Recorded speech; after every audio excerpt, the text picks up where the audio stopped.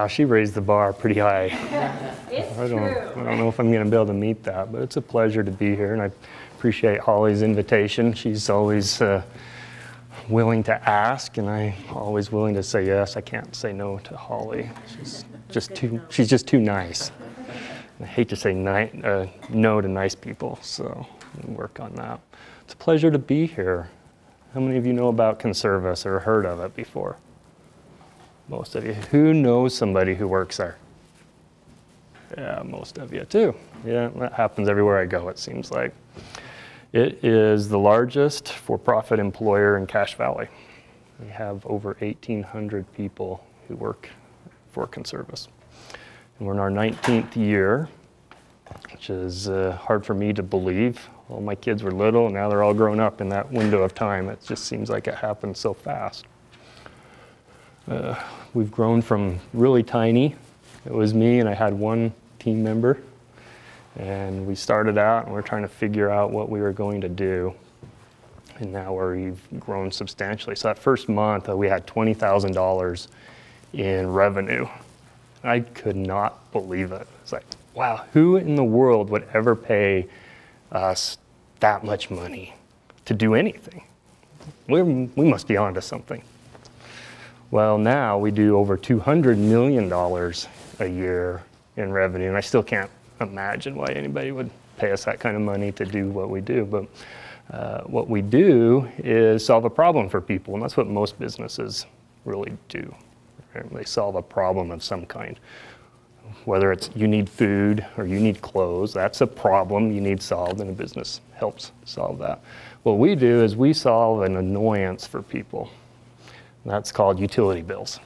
People, for some reason, hate to look at their utility bills, pay their utility bills, look very closely at your utility bills. They'd rather pretend they don't exist. So that's where we come along and say, hey, you know what, instead of those utility bills going to you, why don't you just have them come to us? We'll take care of everything for you. We'll just clear down to the point that we'll take the money out of your bank account when it's time to pay it and take care of it. You don't have to do anything. Turns out people are willing to pay you to do that for them. All right. Another thing we do is we send utility bills out to people for businesses, apartment complexes, student housing, the military, a lot of different ways. Anybody who consumes utilities, we send bills to. So we solve that problem. So in a sense, we have millions and millions of bills every month coming and going out of a little town in Utah and get paid to do that. So that's a little bit about what Conservice is and where we're at and what we do. I sat down to do a PowerPoint about this presentation today, and I decided to not do that because I don't usually do PowerPoints when I'm at work. I stand in front of big groups, much bigger than this, very often, and it's question and answer time. They're asking the questions and I'm doing the answering, usually for an hour at a time, regularly, sometimes multiple times in a week. Because it's a big company, I can't get in front of everybody all at the same time, so we have a large auditorium and we bring in a couple hundred people at a time and are constantly going through this process. You're here today by choice, I believe, and it's career readiness, and the topic was leadership. And I'm hoping you have some questions about leadership, and I will try to give you some examples or stories or background or thoughts about leadership and how it might apply to you. So is everybody here in the business degree? Is there anybody who's not? Okay, that makes this so much easier. Great choice, by the way. So I have a bachelor's degree in business management and a master's degree in human resource management, both from Utah State. Before it was Huntsman. I was just realizing it was 30 years ago that I had my bachelor's degree. So I'm starting to feel really old. But so oftentimes those are in conflict with each other, as you can imagine. You got business management over here, and you got HR, soft people kind of thing over here, right? And they're going to conflict at times. So I always try to get the HR side to win out. Because I think when you take care of people, your business is going to be in good shape. So I even had one investor in our business who invested only because he was so fascinated that there was an HR guy running a company. He had to see what it was all about. So we put in a few $1 million to just have that experience. Worked out really well for him. He made a lot of money. All right, I saw a question there. Yeah, so what was kind of one of the biggest differences in managing and being a leader of just a few people to now having hundreds and thousands of employees? Yeah. And still maintaining that personal connection with them. What was kind of the challenge? Yeah, so that is a huge challenge, that personal connection. Because when you're small, and I still cherish these days somewhat, when I have the entire company sitting in front of me in front of my desk.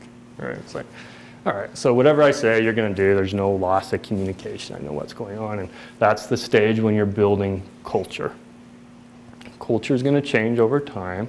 We've actually done, I feel like, a really good job at keeping culture pretty consistent regardless of the size of the company.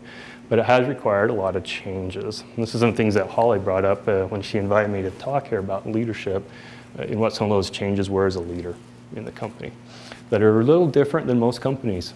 So one of those is what we call open meetings. For a number of years, people, as we grew, people would come to me and say, I want to know more about this over here. You guys need to train me about that other department. We don't know what's going on in the company. And they kept making it my problem, which I guess it sort of is, because it's my company, but they wanted me to solve that problem for them. And as we got bigger and bigger, like, I can't do that. Which, by the way, after about 300 people, it's hard to know everybody in a company. So when you're 6 times that size, there's a lot of people you don't know, even if they've been there for a long time, it turns out. So I came up with this concept called open meetings, which is this. Anybody can go to any meeting in the company once a month. Doesn't matter what the meeting is, with 2 exceptions. When it's a coaching session with somebody, that's their meeting, right? You can't go in and spy on somebody else's coaching session about behavior improvement or performance. And sometimes I have to sign a non-disclosure agreement that says we won't talk broadly about certain topics from external parties. So I have to honor that agreement. Every other meeting, anybody can go to. So if you want to know what's going on in finance, schedule yourself to go to the finance meeting. If you want to know what's going on in IT and what projects they're working on, go there. This has turned out to be even better than I imagined, because now when people say, gosh, I wish IT would blah, blah, blah, I say, well, that's interesting. Why don't you go to their meeting and figure out what's going on? Then come back to me with your suggestions. Well, they go, they learn both sides of the story, and it's constructive, and I don't hear from them again. So they solve their own problem that way. So that's been one way that we've done that. Another thing that I've done is what we call State of the Rebellion. So we have this kind of shadow empire of Star Wars going on at the company.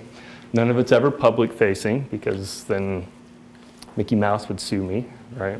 So I can't do that. But we have little things like all the computers have Star Wars names, and conference rooms have Star Wars names, and these different things are going on, but nothing that we sell or do publicly. So we do State of the Rebellion meeting, which is when all the managers come in every month, and I meet with them in the big auditorium, and it's a question and answer session.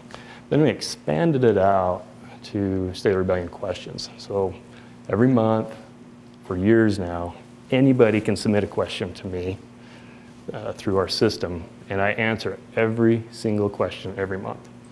And it goes to everybody in the company. The only question I don't answer is personal compensation questions. Like, there's 1,800 answers for 1,800 people on what the right compensation is for them, so I don't do that. But everything else goes in there, and it's just wide open discussion, whatever you want to do. I don't know of companies that do either of those things on a large scale.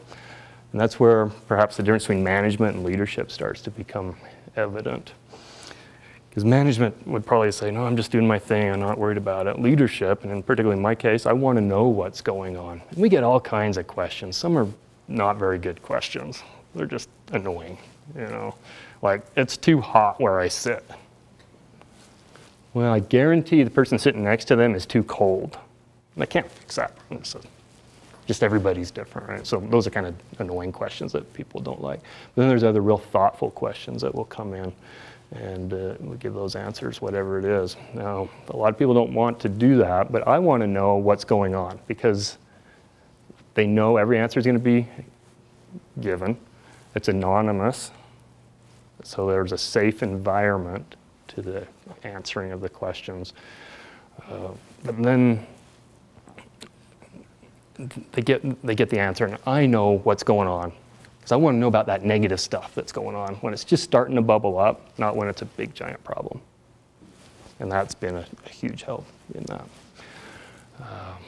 One other thing we did was we have a huge training department, and they have basically an unlimited budget to do whatever they want. They never ask me for permission for anything. They can do whatever they need to help people do their job as well as they can do it. And that personal connection right there with people who know what they're doing has made a big difference. Is that helpful? Yeah. All right. Other questions? You don't ask, this is what I tell people, if you don't ask me questions, I start asking you questions. And that can be uncomfortable. Yeah. Yeah. What do you do when someone doesn't share like the vision or the culture? What do I do when somebody doesn't share that? Well, that's a great question. The answer is probably really simple. The question was, what do you do when somebody doesn't share your vision? Well, I'll just sit down with them and say, are you with me or not? If you're not, we're not going to be happy. And I want you to be happy, so maybe you should find somewhere else to work.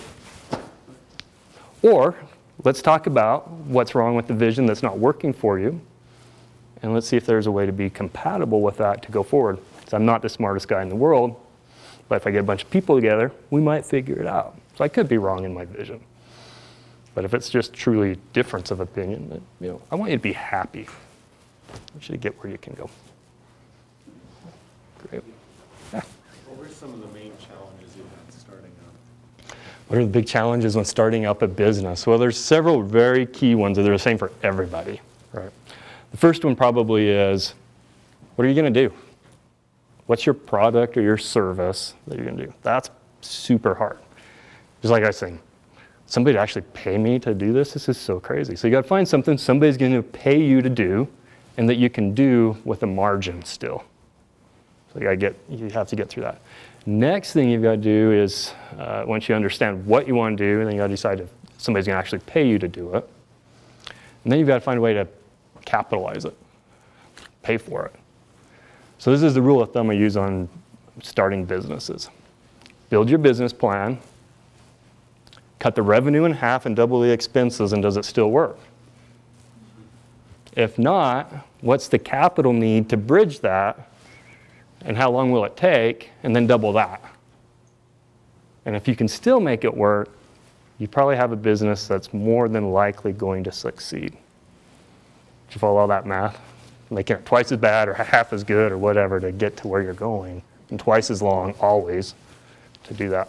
Most of the businesses I've been involved with did not make any money for 5 years. Every business plan was 18 months probably. So you start taking these double and triple these kind of things to try and get there. That's a good way to test if it's going to work for you. Because it's no fun to try to make payroll. But in those early years, that's what you're always doing. How am I going to make payroll? There's more costs than there is revenue. And that means the money's got to come from an owner. You usually can't get it from the bank yet. You're not a good investment for them yet. So that's what it is. And so with Conservice, it took 5 years before we made profit. I took out a second on my house. We put in all kinds of money to do this, and it's, payroll's tomorrow. What are we going to do? I guess I'm going to write a check. That's not a fun time. Those are big challenges, and it's really awesome that those aren't my problems today. We're traded for all kinds of other problems, like where's somebody going to sit because our building's full and stuff like that, which is great to have those problems. So, yeah, does that work? Okay, I guess. What's the most difficult thing about leadership for you? Most difficult part of leadership for me, I think, is that not everybody can do what they think they can do, and you have to address that with them. So some people think they're really good at this or they're really good at that, and maybe they were at a certain size of the company, but the company outgrew them. You have to have that sit down with them and say, you can't keep doing what you're doing. I don't know how to get you to the next level. Those are hard conversations because they feel like you're just not on the same level with them. So I work really hard to try to help people either advance or understand where their shortfalls are. But there are people who can do those things, and it's making those changes with people. And I've had to do that a number of times through the years. As we've grown, we outgrow people.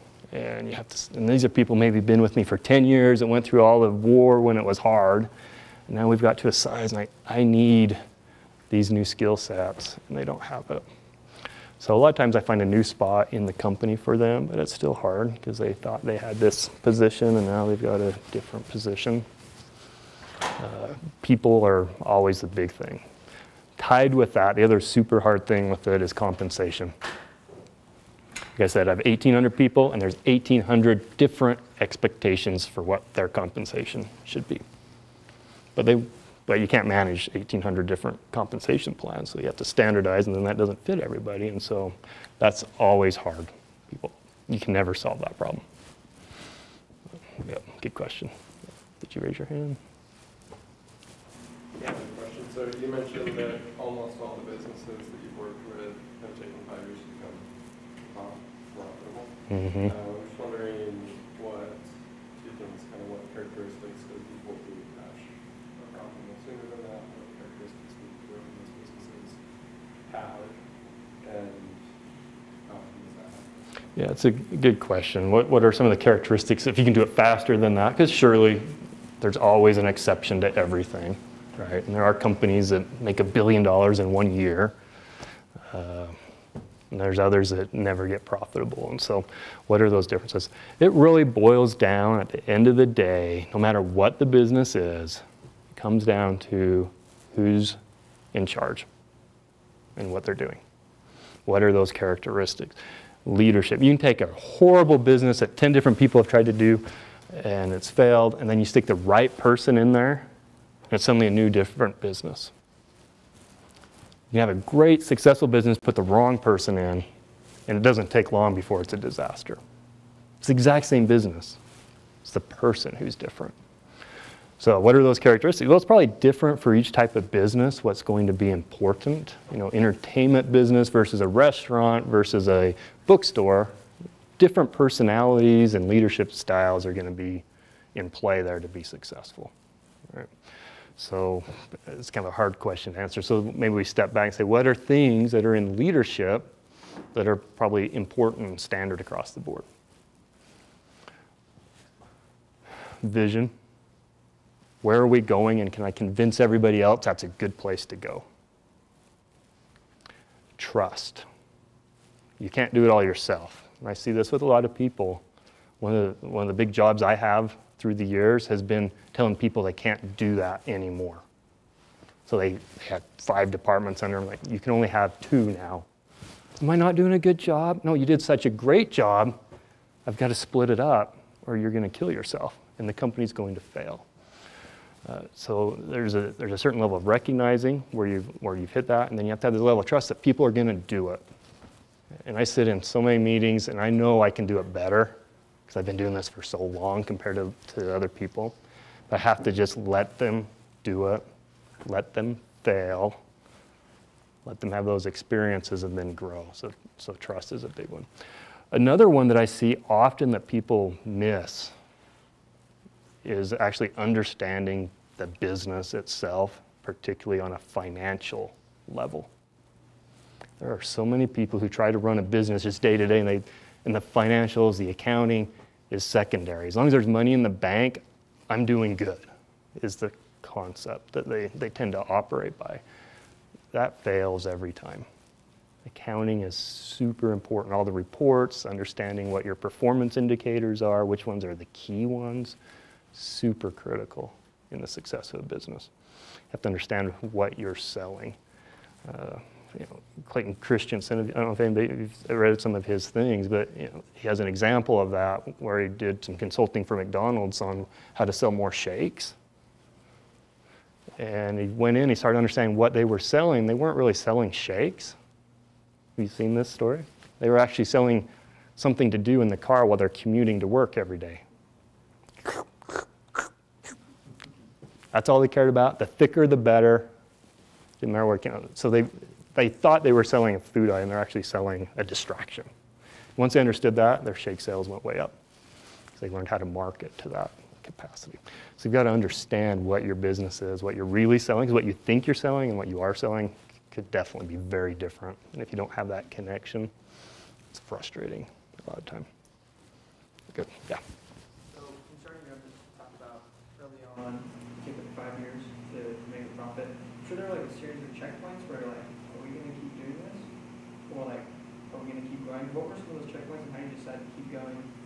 Or what decision you made? Yeah, every day it's like that. For Conservice, there were two things. One is we didn't start out doing utilities originally. It was actually credit scores.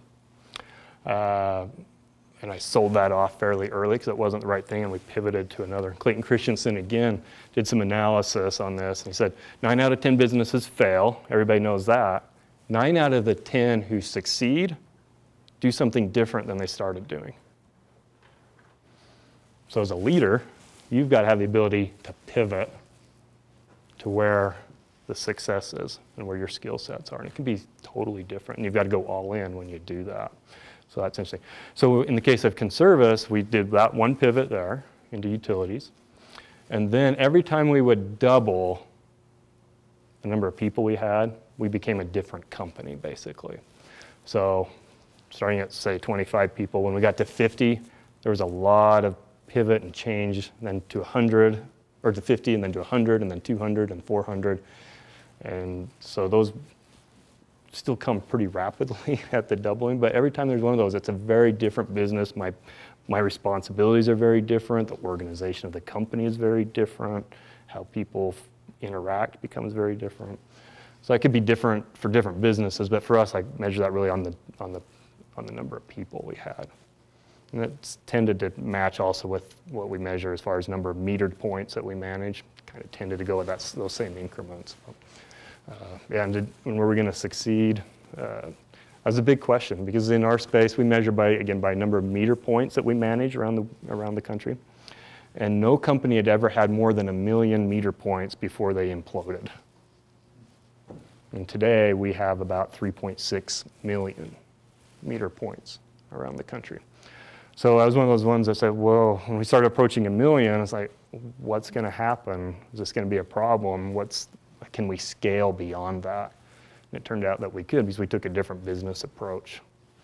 One of the things I took from a leadership standpoint that I would tell as far as the vision goes is we look at our competitors, and whatever they did, our immediate response was, we won't do that. We always try to do the opposite thing of what our competitors were doing. So if they said, well, we're going to market this way, we market it this way. If we're going to price our product this way, we did it a different way. They're all out of business now, so it was great.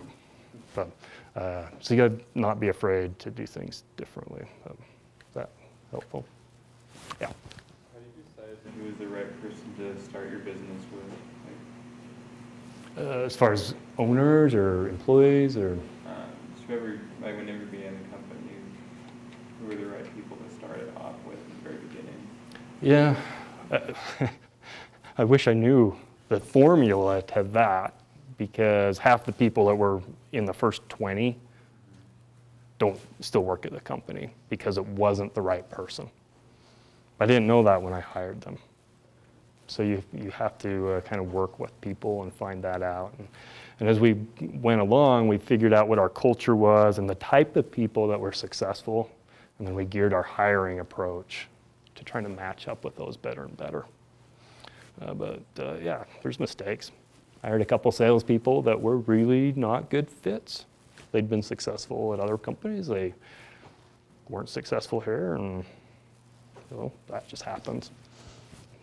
It'd be awesome to have a little magic ball you could look into. Like, oh yeah, you're great. Yeah.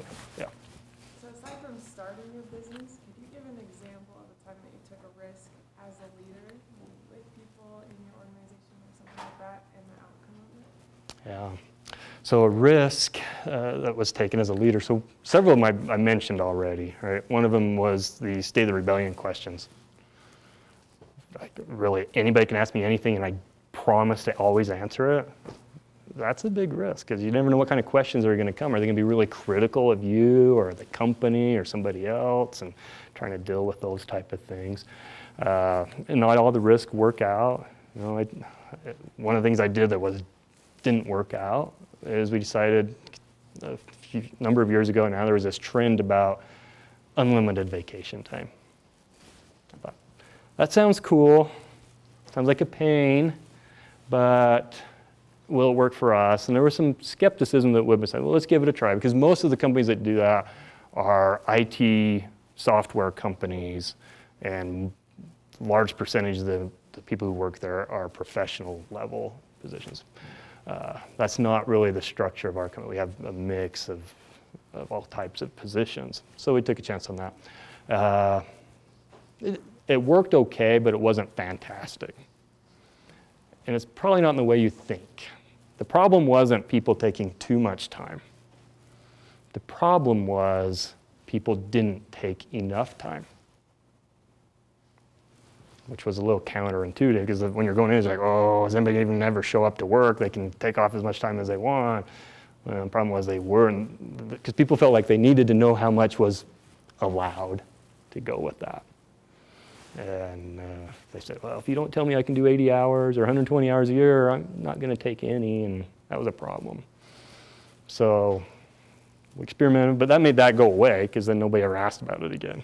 You know, where it used to be a lot of state of the rebellion questions. Hey, can we do this? So we tried it. But the thing with leadership is when there's a bad thing that happens, you've got to own it and you have to fix it.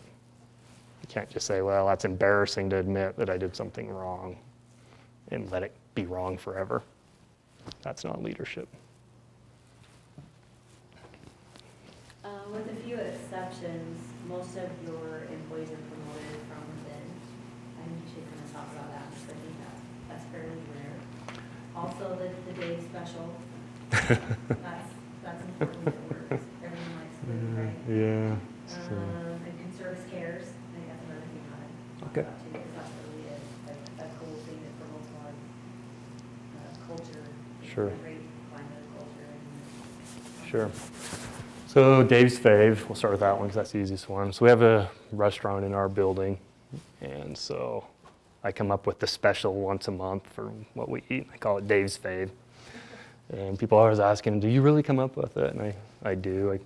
Sometimes it's on spur of the moment, and I tell the cook, oh, I just make this. And sometimes there is a recipe sometimes. But, so that's fairly popular. It's one of the top sellers there. As far as promotion within, this is cultural and this is leadership in several levels. In our organization, with very rare exception, we only promote from within. There's pluses and minuses to this. We haven't changed it because everybody who works there loves it. Everybody who wants to work there might not like that, right? Because if you think you're a professional manager and you want to come work at Conservice, well, you've got to start at the bottom. Well, maybe you don't want to make that kind of money, or whatever. You don't want to make that sacrifice. This includes our attorneys, in fact. In virtually every case, every one of our attorneys started in an entry-level position, even though they had a law degree and experience. And then they had to generate utility bills or capture data off of utility bills until a law position opened up, which is usually 1 or 2 years for that. So they're clunking. What's great is when they finally get into that law spot, they understand our business. If I hired the lawyer into a lawyer job, it's going to still take him a couple of years to figure out what we do and why and how.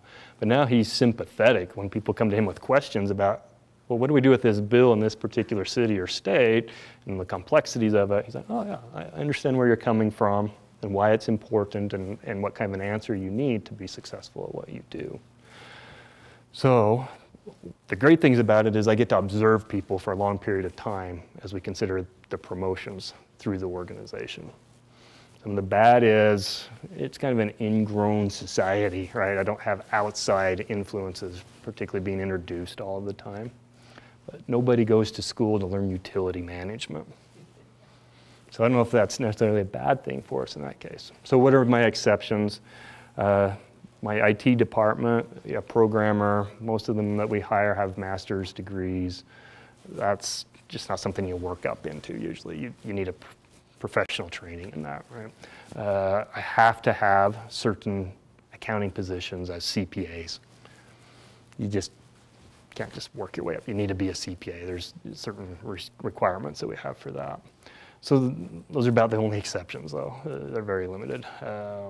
Everybody else starts out at those positions and works up, and I love it. Because right now I'm looking to fill a couple positions internally, and I just call people into my office and visit with them, and then make those decisions. And I've watched them for a long period of time, and I kind of know where they're going with it. It's another thing we recently added that Holly hasn't heard about. We call it our Connections program. And HR randomly selects about 16 people per month that each of the C-level and department head level people in the organization meet with from anywhere in the organization. So I have to block out, and it's 15 minutes per person, I have to block out 4 hours every month in my schedule. And then they get this little letter, it's all automated, and says, hey, I want to visit with you. And they come in and we just have a chat about anything they want to talk about. Maybe they've been there 1 month, maybe they've been there 10 years, it's just whoever shows up on my list. And so we can get through the whole company that way every 6 months. They'll have had a sit down with someone in upper level of leadership in that period. Conservice Cares was the other one that Holly mentioned here. We've had this going for probably close to 10 years now. Conservice Cares is a program that I came up with that allows any of our team members to go do 2 hours of paid service in the community every month. Only requirements are they're not on a performance plan. They don't need that distraction. We need them to be successful. So that doesn't limit very many people. And it's for a nonprofit. And they have to wear a Conservice shirt when they go. But, so there's thousands and thousands and thousands of hours of donated time in the community that people go do. They go do things like go to the elementary school where their kid is and read to their class. Or they go to a retirement center and play games with people there. The most popular place that our team members go is out to Hiram to what's called a humanitarian center, and they hand sew quilts. Hundreds of people go there every month. So they're just pumping out these quilts out of there nonstop for years now. So that's just one of the things, again, culturally we do. I don't hear people doing that very much. I was hoping it would be copied a lot. I've heard of one company in town that's now started to copy it a little bit. So that's a trend I hope really does kick off. So part of maybe what you're hearing is leadership is about new ideas and setting the direction and maybe doing it a little bit different than everybody else does it, and not being afraid of that, not being afraid to fail. It requires lots of listening. So I don't just implement a program. So first I get people that are closest around me, or I may just hand select people out of the company randomly, and we'll sit down, we'll talk about it, and then I'll expand it to a little larger group and a little larger group and kind of get that feel going. What happens there is then people start talking. And before it ever gets announced, everybody knows the whole program. They bought into it because they thought they were part of the program. It's great. Yeah? Yeah, we've been in business for only 19 years. Can you talk about your journey about how you were able to market your brand to large corporations such as Panda Express, Philips? Yeah. How do we sell our product or service, really, right? That's always a challenge, and it's embarrassing how we started, to be honest. So I remember we had a little lead on a little company out in California, and there was like 5 of us in the company. And this is back when it was expensive to print stuff. You paid by the color. And we're like, oh, what are we gonna do? So we just printed it in-house, and we used tape to tape the pages together. and we sent it out, and it was super embarrassing to think about that now. We got the business. It's must have done something right, but who's put Scotch tape to put their pages together and calls that a brochure? But anyway, that's what we did, but it worked. So it was really rough. Now with what we do as a company with Conservice, we don't do a lot of marketing, which is different than what our competitors were doing. They were doing all kinds of just blasting stuff out. Instead, we do a relationship sale, which means it's face-to-face, one-on-one, again and again and again. We do go to some trade shows around the country so that we can make those initial introductions. But we don't really do much print or emailing or any of those type of things. It's all about who do you know and reputation. So if somebody uses us, they have a great experience, they go to another company and say, hey, you should use those guys, they're so much better, and then pretty soon everybody's pouring in. So I've had competitors that have had as many as 100 salespeople. We have 6. And we outsell everybody else in the industry combined. Because it's easy to sell something that works. And that has a good track record to it. Other ones just random. You know, we do have our little website. It's not really designed to necessarily be a strong marketing tool, but one day Fannie Mae reached out to me. Maybe you've heard of them, largest mortgage holder in the world. Back in 2008, when the whole housing economy crashed, they ended up with about 300,000 homes vacant in foreclosure, and usually that's like 10 times what they normally would have, maybe. So they called and said, we got a problem. Okay, which problem?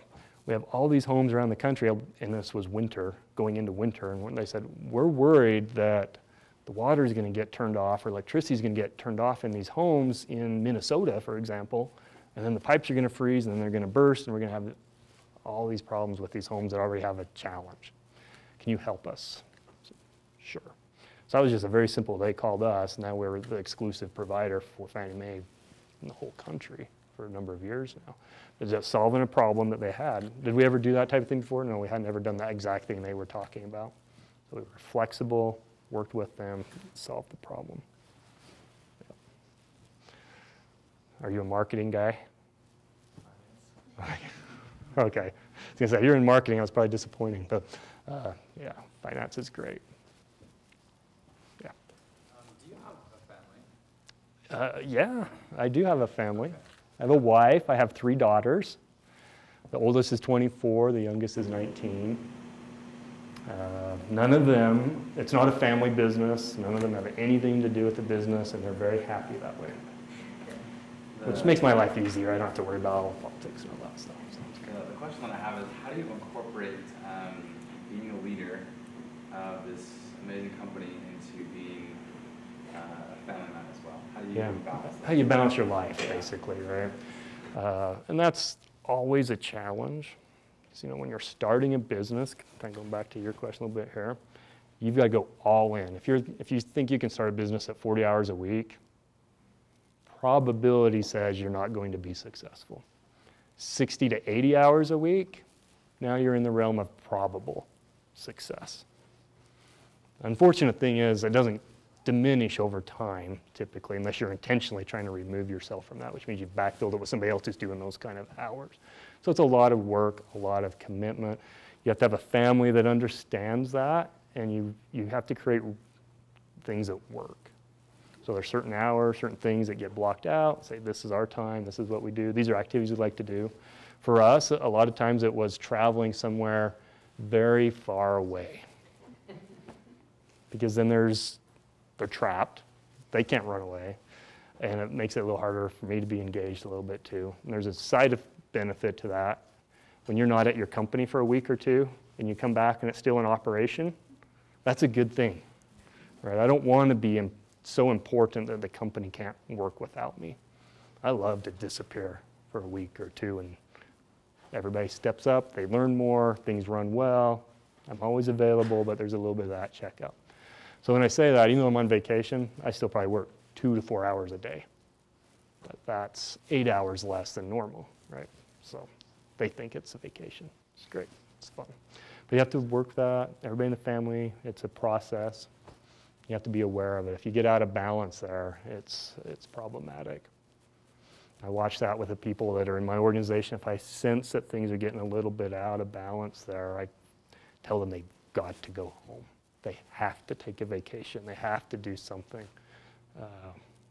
There's a lot of organizations out there that will drive you to the very edge of sanity, and I don't want to be that kind of company, but it still does take a lot of time and effort.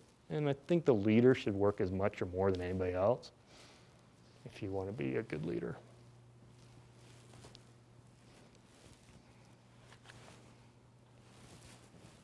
Other questions? So one thing I think you need to understand about leadership is you have to always be learning. Coming to school, the learning thing is kind of on autopilot. You have to learn. As soon as you leave here, if you think, I know it all, you're going to struggle.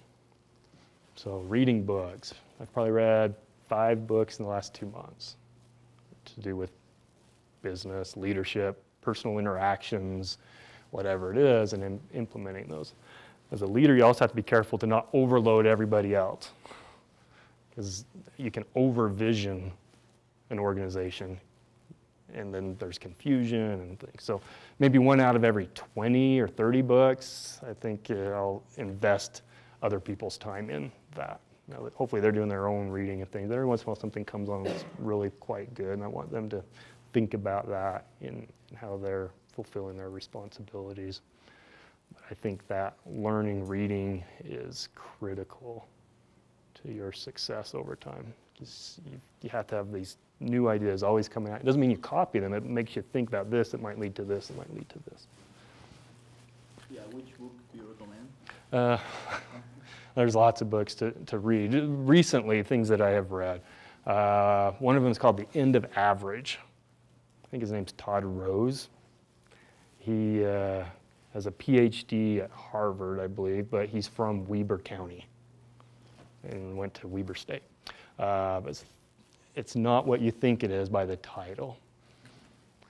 I strongly recommend this. It will change the way you view the world, the way you view education, the way you view approaching your family, the way you view a lot of things in the world. It's going to turn it upside down. It's fascinating. That's not one I had everybody read, but it's one I bought 10 of them. I put it in on my desk, and if anybody asked about it, I said, sure, you can take it. I wasn't trying to make it a program or anything in the company. But it will change the way you look at that. And if you've had management history classes, it's going to turn upside down everything they told you about it. Maybe Dean Anderson will read it. It'd be fascinating to get his take on this book. So that was one. Another one was Building an A-Team. And we've incorporated a piece of this into our lingo in the company. It talks about an S-curve in a career. So you're starting out and you like your job, you're learning, you're getting really good as you're going up here, and then you kind of cap out. It's like not challenging anymore. So internally to the organization, we started looking for where are people capping out up here. Now you can't promote everybody because every organization is this shape, right? Everybody can't move up. You got people kind of falling out that do that. So we started looking internally, are there ways for us to restructure positions so they're more challenging even though they're still in the same job? So we can push them back down that S-curve a little bit so there's job fulfillment. Because if you get up there on top for too long, you're going to become complacent or you're going to be dissatisfied and you're going to want to leave. So we're trying to constantly push that down. Another thing related to that is we recognize that most organizations and people are conditioned to think advancement means going into management and going up that chain. We recognize that not everybody's a good manager, not everybody is a leader. So how do we keep those people who think they have to go into management? Because we ruin people like that. Michael Jordan was a great basketball player, a horrible manager, right? No success there. You can ruin people if you put them in the wrong spot. We can ruin programmers, developers, by putting them into management. Because then they stop coding, they're not happy, and then they go and leave. So I said, okay, can we have 2 career paths? You can choose management, or you can choose being an expert or a leader, knowledge leader. And it will pay the same or even more than management. That's been very well received because some people get in management, they suddenly hate it, they hate managing people, they hate the conflict, they just want to go back to doing what they're really good at. So now we're saying it's actually okay to do that, and you can make lots of money doing that too. And we're actually a lot better off, because if you put somebody into management, didn't want to be there, but they thought that was the only way to make more money, you've hurt the organization and you've jeopardized people's jobs potentially with that. Another book I read a little while ago, but it's really good, is Gang of Rivals, about Abraham Lincoln. And he put together his cabinet of all of his political enemies at a time when the country is about to go into a civil war. Nothing intuitive about any of that. If you read that book, you begin to realize maybe you can work with just about anybody, and you look for their virtues and how to use those to be successful despite the challenges that are there. And there were some serious challenges that were there. Outward Mindset, it's another book. This one is fantastic. Particularly for where you are right now in your life, this is the book you should read out of all of these. Those others, as you go through your career, you can pick them up. Outward Mindset helps you understand what you have control over and what you do not have control over, and worrying about what you have control over. And it's probably way more than you realize that you have. People easily fall into a position where they start, well, I can't do that because of this, or I'm not going to worry about this because that's not my problem. And this totally turns that upside down. And one of the things we've started doing internally with our company, and this isn't a program, it's just something I've started doing so people start picking up on it, is I say, okay, who has had positive impact on your department or your team externally? And they'll say, oh, well, the IT department helped me with this, or HR did this for me. Like, great. So we have that interaction, that positive impact. Then we talk about what negative impact are you having on someone external from your group? That's a little tougher discussion, but it opens up a beautiful discussion. I had this with a team the other day, and I went through this exercise with them, and I said, okay, where's your negative impact? And they started talking about it. Then we started digging into it. Then everybody just started jumping in on solutions to solve the problem. And what I try to do is get these managers from different departments in there so that everybody in the company is helping this person or this team or department to do that. And it takes a little bit of a cultural thing, because to put yourself out there to say something doesn't work, I'm having a negative impact on somebody else, if they feel reprimanded or they're in trouble or they're going to get fired for doing that, failing, it'll never work. So I work real hard on trying to encourage them to, I want the most negative thing possible, and that's what we're going to do. So my next management meeting, I've actually did this. We went and bought a bunch of $50 Visa cards. And I'm going to put one down on the table for whoever can one-up the other person on the worst thing they're dealing with. Until we can get to the absolute worst thing going on in the company, then they can have that stack. And they can spend it on their team or whatever. And then we're going to get the group, and we're all going to work together how we're going to help that negative impact become a positive. So, it'll be interesting. Another one that's interesting that you might want to look at, it's called the drama triangle. We've done a lot of that training inside our organization. It's a self-awareness of maybe you are empowering those around you to be your problem instead of your solution, and you don't realize it. So there are people who are fixers. Somebody comes with a problem, they come in and they fix it. Well, you didn't help that person, really, because they didn't struggle through it and have that opportunity.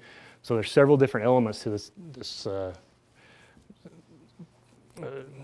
resolution that you need that you learn about, and you figure out who you are, and you switch, you move around. Suddenly you're the one that wants to have things fixed. And it's very subtle at times, so this helps you recognize what characteristics you're portraying among others and help you correct those. So that's a long answer probably. We're probably out of time, huh? It's fun, but it's hard. You gotta try. You know, you gotta decide what works for you. Leadership's not for everybody. Management's not for everybody, but that's actually okay. If you're happy, that's what matters. Thanks.